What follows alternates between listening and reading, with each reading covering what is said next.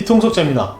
지난 시간에 산소 소비량 구하는 계산 공식 그리고 HSM 가이드라인에서 알려주는 아주 기본적인 상수들을 배웠었죠. 달리기 상수는 0.2, 0.9, 걷기 상수는 0.1, 1.8. 오늘은 이제 그런 정석을 알았으니까 아주 기본적으로 해법을 이야기 드리겠습니다. 그리고 뭐 너무 쉬운 거지만 그래도 저희가 피트 포뮬러라고 해서 피트 대사 공식이라고 이름을 정하고 피트 포뮬러로 이제 많이 알려드리고 있습니다. 뭐 지난 시간에 얘기 드렸던 것처럼 넷칼로리 코스트, 그래서 밀리리터를 킬로칼로리를 환산하는데 나누기 1000 곱하기 5 해서 뭐 넷칼로리 코스트 해가지고 나누기 200으로 하면 됩니다. 뭐 이런 이야기 드렸었죠. 자, 그거에 비하면 저희가 조금 더 복잡합니다. 그래서 피트 포뮬러를 오늘은 알려드릴 거예요. 피트 대사 공식 알려드리겠습니다. 자, 먼저 수평 달리기입니다. 일단 수직은 버리겠습니다. 평지에서 달리기로 계산을 먼저 할게요. 자, VO2 산소 소비량을 구하는 공식은 km/h 기준으로 말씀을 드리는 겁니다. 이제는 미터/민으로 쓰지 않겠어요. km/h 기준의 스피드, 그래서 스피드 곱하기 3.35 더하기 3.5 하면 바로 VO2가 나옵니다. 한마디로 시속 10km/h로 달렸다.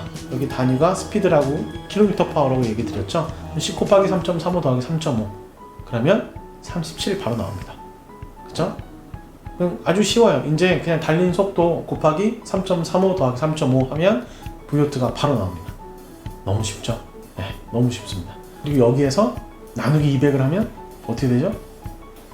분당 소비 칼로리가 바로 계산됩니다. 근데 여기서 조금 이슈가 하나 있어요. 보통 운동을 통해서 분당 소비 칼로리를 계산할 때는 이런 이야기를 합니다. 운동을 통해서 소비한 순 킬로칼로리를 계산하시오 라고 이야기합니다. 그게 뭐냐 하면 내가 가만히 있어도 소비되는 산소의 양이 있잖아요. 그건 빼고 추가적으로 소비한 운동에 대해서 킬로칼로리를 계산하라, 이렇게 이야기를 하는 겁니다. 그래서 보통 우리가 계산할 때는 그냥 속도 곱하기 3.35 나누기 200을 하면 그냥 그 속도에 해당하는 킬로칼로리도 바로 계산할 수 있습니다. 원래는 더하기 3.5를 해야 VO2가 나오는 거죠. 근데 운동을 통해서 추가적으로 소비한 킬로칼로리를 계산하려면 다시 3.5를 빼야 되기 때문에 그냥 더 퉁치고 운동을 통해서 추가적으로 소비한 킬로칼로리를 구하려고 한다면 그냥 속도 곱하기 3.35 나누기 200을 하면 바로 나옵니다. 그런데 총 칼로리를 계산하고 싶다 라고 하면 그냥 3.5 빼지 말고 그냥 통으로 해도 되죠. 대신 개념은 알고 있어야 됩니다. 네, 그래서 피트 대사 공식에서 가장 중요한 건 3.35 수평 달리기 계산 공식은 3.35다 라고 생각하면 됩니다. 그럼 걷기는 어떻게 될까요? 걷기 3.35 걷기 상수가 어떻게 됐었죠? HSM에서 달리기는 0.2였고 걷기는 0.1이었죠. 마찬가지입니다. 3.35를 나누기 2 해버리면 됩니다. 그럼 1.675. 그래서 걸었을 때는 대사 공식이 어떻게 되냐면 걷는 속도 곱하기 1.675 더하기 3.5 그러면 산소 소비량이 계산됩니다. 마찬가지로 킬로칼로리로 계산하려면 그냥 나누기 200 하면 되고요. 그냥 안정시를 빼고 싶다 그러면 그냥 걷기 속도 곱하기 1.675 나누기 200 하면 걸음으로서 추가적으로 소비한 킬로칼로리를 바로 계산할 수 있어요. 그래서 말씀드리는 거는 피트 포뮬러를 이야기 드렸고요. 피트 대사 공식, 그쵸? 3.35, 1.675 그냥 달린 속도, 걷기 속도 곱하기 3.35, 1.675 더하기 3.5 하면 바로 VO2 산소 소비량이 나온다. 이거 뭐 지금 한 3번, 4번 반복했기 때문에 금방 외우실 수 있어요. 그러니까 정말로 그냥 속도만 알면 한 5초면 계산된다는 얘기가 거짓말이 아닙니다. 금방 계산해요.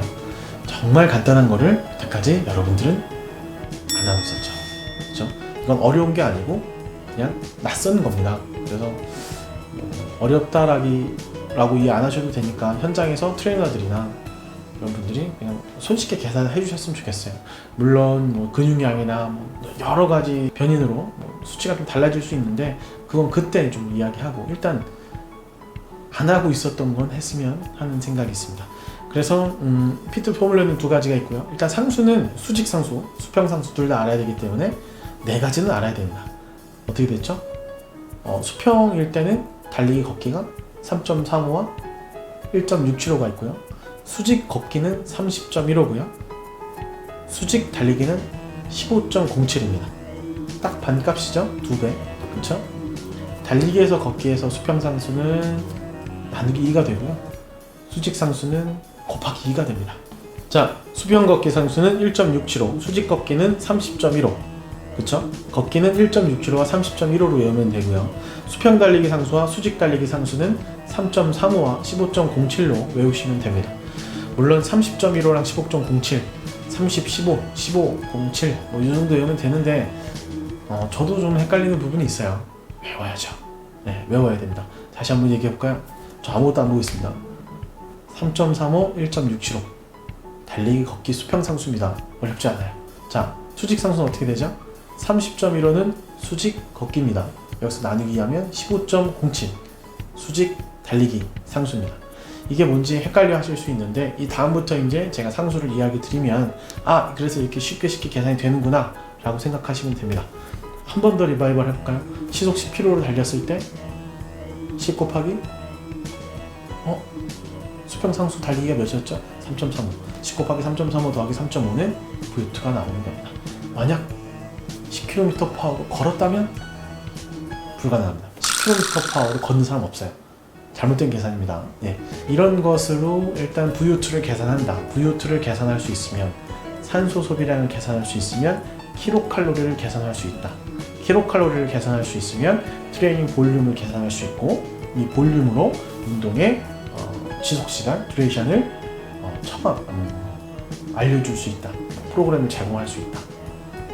이게 기본입니다. 이런 기본들을 통해서 말씀드릴 수 있을 것 같고 이제 포뮬러를 알았으니까 상수도 알았으니까 이 상수를 바탕으로 진짜 문제들을 한번 풀어보면서 현장에 필요한 문제들을 풀어보면서 하나하나씩 다시 공부해 보도록 하겠습니다.